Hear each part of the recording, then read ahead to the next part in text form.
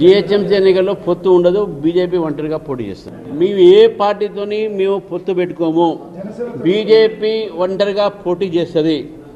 జనసేన కానీ ఇంకే పార్టీ అయినా కానీ జాతీయ పార్టీ కాబట్టి అది ఎన్డీఏలో భాగం కాబట్టి అది జాతీయ స్థాయిలో ఆ రెండు పార్టీ గురించి నిర్ణయిస్తారు. కానీ మాకు ఎటువంటి పార్టీతోని తెలంగాణలో పొత్తు ఉండదు, అది స్పష్టం చేస్తాను.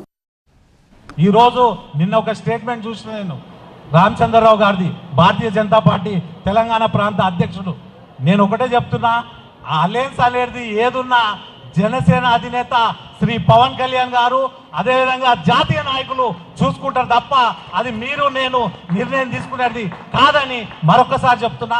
ఒకవేళ అటువంటి పరిస్థితి వస్తే జనసేన మాత్రం కంపల్సరిగా పోటీలో ఉంటుందని మీ సభాముఖంగా తెలియజేస్తున్నా.